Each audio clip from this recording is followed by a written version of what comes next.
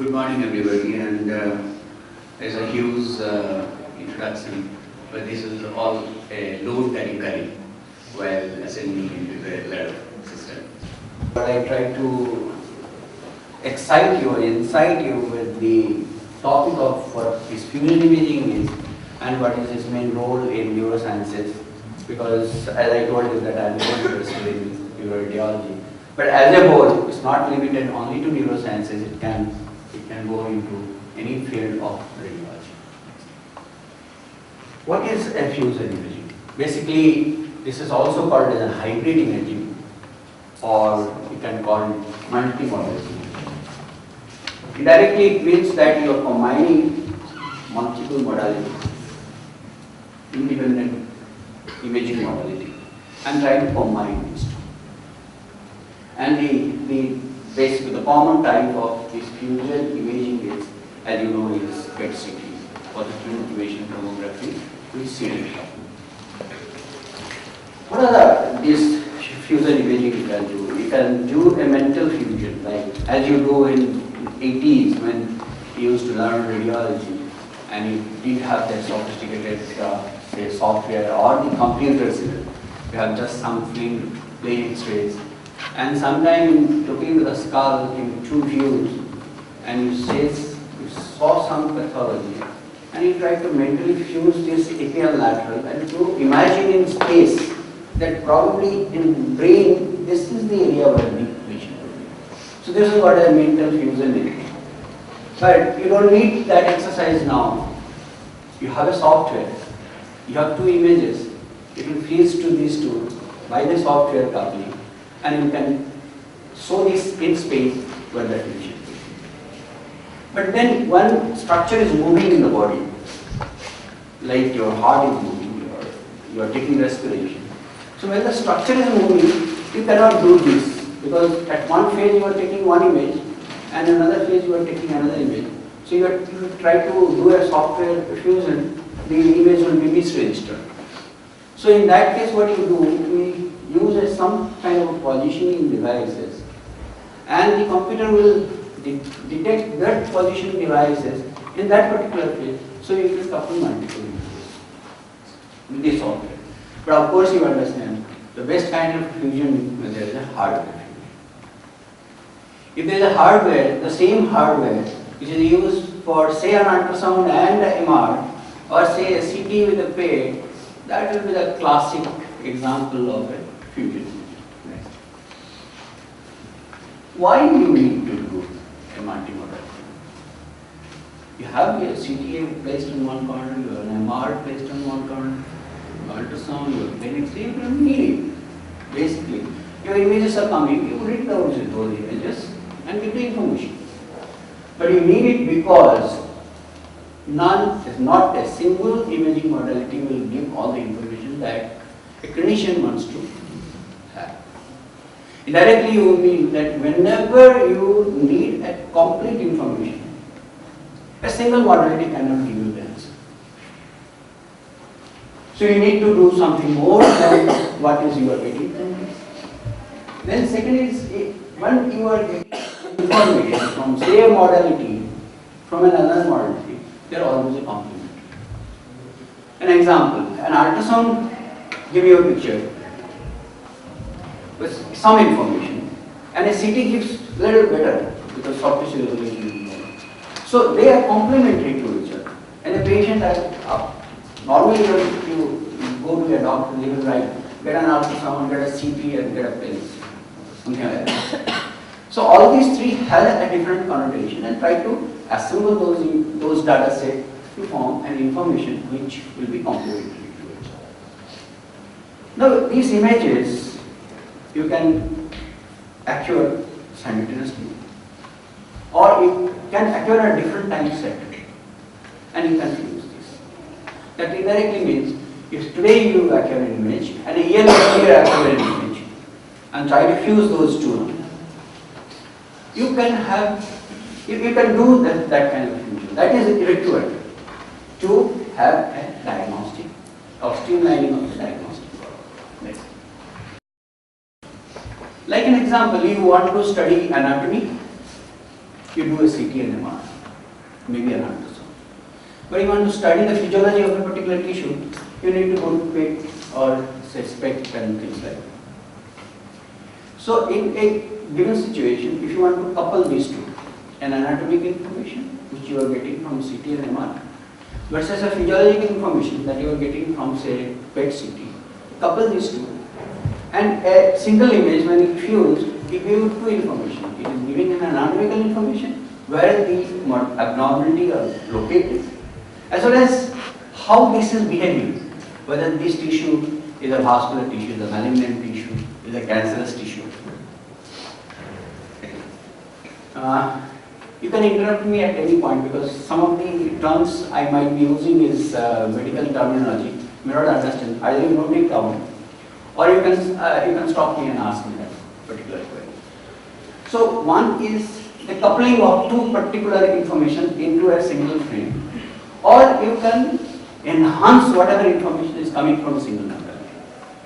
Like a PET CT is PET is giving an information, but that information is not sufficient to give a diagnosis. So we try to enhance that information. That indirectly means what? It's all signals, nothing else.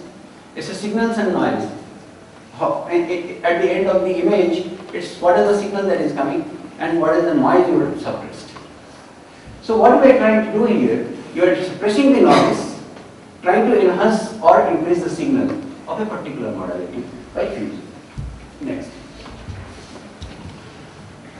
PET and CT is a dual modality. We are talking about multi-modality. That means you can couple much more data set in the same. You need to have this because sometimes what happens, you do a PET study in a single scanner and you need a CT and a different scanner. Maybe two different institutions. You can couple this and can have information. When the structure is not good, then it's possible. You acquire data today from, say, at PGI and you did a CT, and you take a PET CT somewhere else in, say, Amritsar tomorrow, and you send these two images and try to fuse it. It is possible when the structure is not good. Like brain, it's not it's a fixed structure. It's a bone. It's a fixed structure. When you are talking of thorax or an abdomen, where there is a respiratory movement, you cannot do it. So two sets of data can be fused when there is no movement, but two sets of data cannot be fused when there is movement. This you have to understand. Next. I think I can, the justification here is in a dual modality imaging that if suppose you are doing a PET study today and you simultaneously acquire the CT, you don't have to move the patient from one scanner to another. So you save time. The patient can be very sick and shifting or maybe such incapacity, shifting from one imaging modality to another will be something difficult. So you can have a couple of informations, both the information together in one scanner. Second is when you are generating such a data set or such an image space, you can automatically align those two images, the PET and the CT or the CT and MR or maybe anything else. You can avoid complex mathematical co-registration. This is an important step of fusion imaging, the registration. That means you acquired a data set, an image set, and you acquired another set of images. You have to register and fuse it so that coordinate, point-to-point registration. So when it is generating from a single dual modality, then you don't have to do that mathematical calculations. Your automatically aligned images will come, and naturally the complex mathematical part that is required for registration also. Of course, you can have an improved visualization and exact representation. Then you can do a PET SPECT with an MR also. We have done so far PET with CT, but PET SPECT can be coupled with an MR also. What will be the advantage? Like if we take a PET study, it's a picomolar level of resolution, sensitivity, and has a disadvantage, that is the 1 cubic millimeter of resolution. But when you talk about MR, it's a very high resolution, it's a summer. It's something like 100 micron resolution. You have an excellent soft tissue, which is not possible in any other modality other than MR. Of course, you have in MR no more radiation, no more radiologist and things like that. And you have a sensitivity which is much lower than what you have in PET. So if you try to couple this as a simple thing, you have an excellent sensitivity, which is some millimeter resolution. And of course, as you know, the PET and SPECT gives functional and physiological information. Similarly, MR can also give a functional information. A functional MR or spectroscopy of MR can give it a functional or physiological level or chemical level information, which a PET, you can supplement the PET data with a functional imaging data. So this is a very strong, very strong modality in terms of fusion, both as resolution as well as sensitivity. Next. Now what are the benefits? So far what we analyzed is that it provides structural and functional information in the same image. It improves the reading efficiency. As a radiologist, the confidence of diagnosis will be improved. Quantification of variations or difference can be done. You can plan a radiotherapy. You can also quantify the radiotherapy response. You can have a longitudinal fusion or fusion of multiple data sets, and of course, you can do a pharmaceutical drug trial. You can do this kind of a fusion. Next. This is just a pictorial. This is what a typical PET-CT scanner. So in the same scanner, you have the one workstation for PET and one other workstation for CT, and you have a fusion workstation where you can do both the data together and fuse images and can detect abnormality. Next. And this is what the current, they have a 64 slice CT, and some of them only is a 3D rotational thing. So it depends on what kind of information you need and what kind of scanner you are going to use. Next. There are certain mixed terminology that is used. Anything that comes, fusion imaging, fusion sensors and multiple things like that. But then terminology has to be very defined. A multi-modality imaging means when you are using 2 or more imaging modality to image a patient. This is simple. Image fusion or sensor fusion is totally different than fusion imaging. Image fusion is when you are synthesizing two signals into a single one, and you are presenting that synthesized data or synthesized signal. This is image fusion. This has nothing to do with fusion imaging. And of course, the most important part of fusion imaging is the registration. Next. What a registration means is the prerequisite. If you want to do a fusion imaging, you must have that registration. By registration means when you have one data set versus another data set, one will recognize the other by some commonly identified thing. Like if there is a name, by name you are analyzing the 2 data sets. This is what called registration. So a particular, given an example, a particular patient has gone for multiple imaging. One for ultrasound, went to CT, went to MR, went had a PET of the brain cells. Now registration means that either you have a computer, a software, which automatically understand the coordinates of all the images. Point to point or coordinates of all the images. This is what we call the registration. Next. That's what we define is one-to-one mapping between coordinates in one space, such that the point in 2 spaces which correspond to the same anatomical point. For a second. Suppose even if we have imaging from one particular kind, and for the patient we have the imaging at point P0, P1, P2, that's registration also request the changes that occurred. I'll be back to that particular point. What a registration should do? Yes, it should be able to.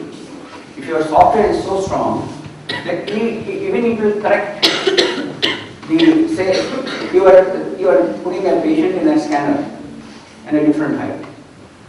Okay, you are putting a same patient in a different height. So even your couch positions will be rectified. That's what the correct registration.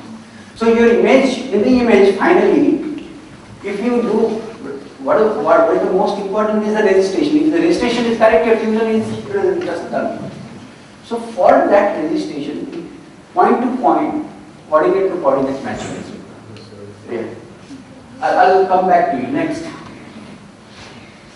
So this is how the coordinate to coordinate axis has been manipulated. Next. Now the two problems of registration: a registered image, one image to other image, and image to a real world, what the space is. Next. Now these are the examples of data sets that will be registered in a 3D imaging like CPMR, ultrasound on a functional map, in a 2D to a functional map, in multiple projection like a DSA, where there are biplane and multiple projections you are taking. Then other tissue like tissue sections to say stent sections and things like that in pathology. Next. Now this is what we. What should an image registration account for? Difference in scan geometry. It should correct the slice position. It should correct the orientation. It should correct the magnification. It should correct the thickness. So it's one of the very has to be a very strong software. Otherwise your fusion will be. So it will correct all these things in different modality. CT, MR, or CT. It also corrects the variation in patient pose. If there is a couch profile deformity, it will set up errors that will also be correct. If there is a patient movement, motion also that should correct. And of course, if there is a deformation in the anatomy, like there is a tissue which is deformed in imaging because of some artifacts or something, it should correct that also. And lastly, of course, if you want to try to register a 3D data set versus a 3D data set, it will be really a big problem. So it is possible in a 2D data set easily, but in a 3D data set it will be a huge problem for registering the two modalities. Next. So this is a sort of an example of a multi-modality interactive overlay, color overlay, so that the fusion can be done. This is one of the slides from older Peaker systems. Next, you can do a point-to-point registration. This is a software which comes with the Philips system, where from one point to another point, you can register from CT to MR, and you can exactly delineate or co-register the things.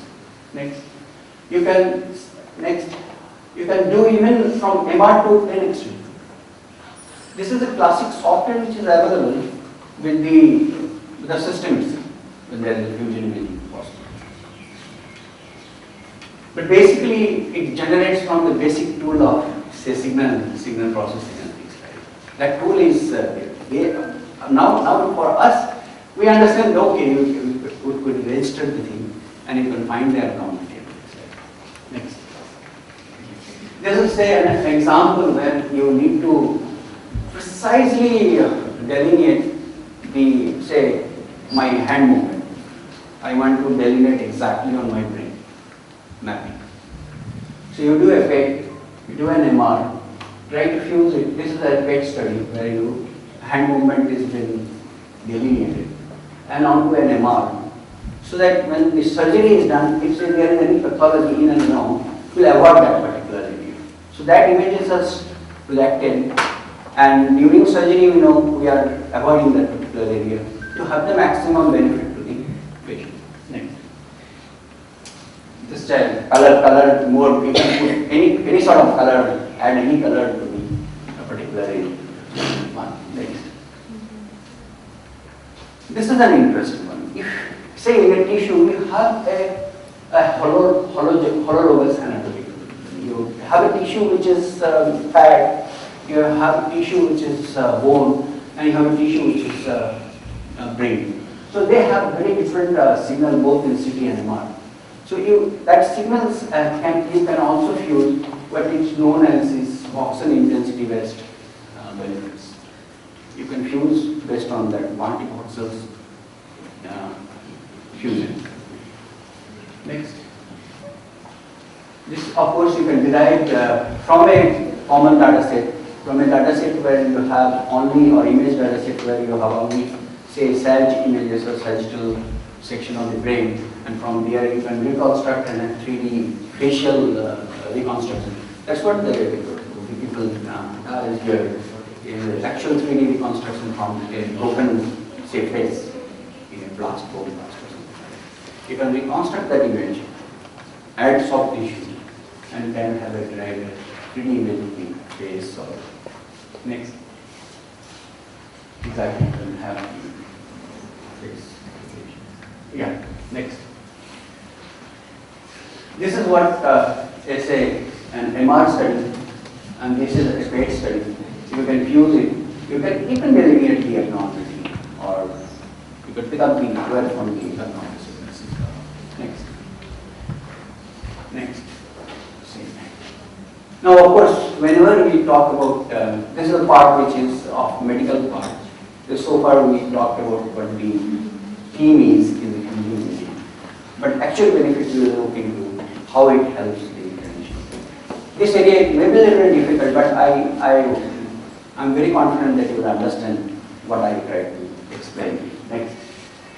Now, there are some normal area of human body which will pick up, say, signals, whether you put onto your PET scanner or you put onto a CT scanner. We know that these are the structures which normally pick up contrast, or you can call it an optic. In a PET, you call it an optic of radiopharmacy. Next. Pathological optic, we know this is what should not be there and is there. That's what called in pathological optic. A diagnosis comes from a normal knowledge of the normal anatomy and physiology, and an abnormal variation, and finally what we understand from our experiences what is pathology. What should not be there is there. Next. See an example. Here a PET data set is there, and this is a CT data set. Now, these black areas are, say, optic of radiopharmaceutical. So you have optic in 3 different zones. But on CT, what we found that these are the muscle, normal muscle, that neck muscle that comes, and neck muscle can take up radiopharmacy. So when we fuse these two, we got it, okay, all 3 are muscles only, they are not an abnormal optic. But if you actually go back state, if you isolically try to read in one corner, say PET is situated, say, next building, college of law, and there is a diagnostician who is sitting there and trying to read these images. They say it's all abnormal. Go and have surgery here. When somebody is sitting here, they say, oh, these are all muscle. Looks like muscle, maybe there's something. But when somebody is sitting in an intelligent workstation, next, he understands these are all normal. So a patient who had a known cancer or cancer tissue somewhere, whenever there is an abnormal optic, the fear is there any recurrence or the disease has come back. So from this user imaging, it's very clear. Next, just that is a normal muscular enhancement. So it is from one end giving a pathetic diagnosis to a patient, comes to a normal where there is a very hopeful kind of thing. So fusion imaging, this is what the fusion imaging can deliver. Next. Also probably not all examples here, but this will. Here is an example of similar looking thing which we saw in the last image. take a picture of that. We know this is there's a vocal box, a voice box. So normally you will see them. But these are the has cancer of the tongue, which is already undertake surgery. This is a normal. But when you look in the CT, you don't find much. Next. We do fusion. Now these are the strap muscles or the muscle of the neck.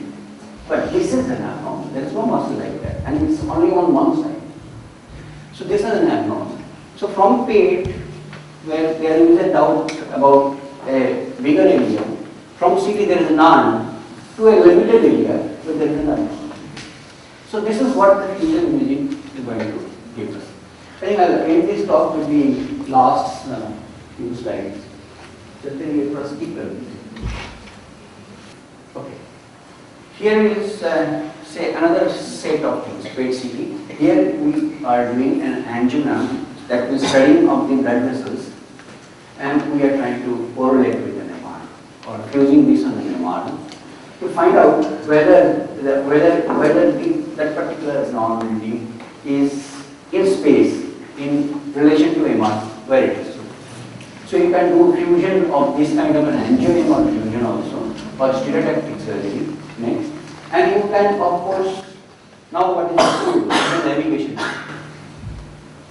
You are navigating as if you are doing virtual surgery.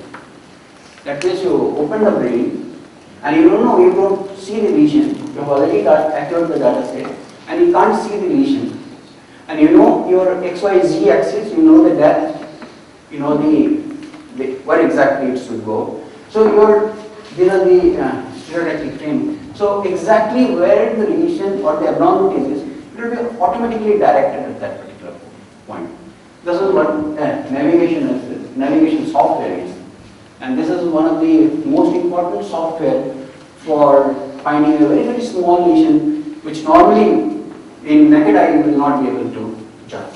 Next. So what is a new horizon?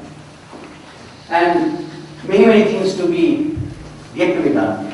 One is that there should be a realistic biomedical model-based registration system. It's not that you start fusing on a software or fusion in a hardware. The learning should come from a biomedical model-based registration system, which will automatically identify the feature of matching, which will improve the validation and accuracy of registration. And of course, in case where there is a failure, it should give us an algorithm, find out where the failure is, and to rectify it.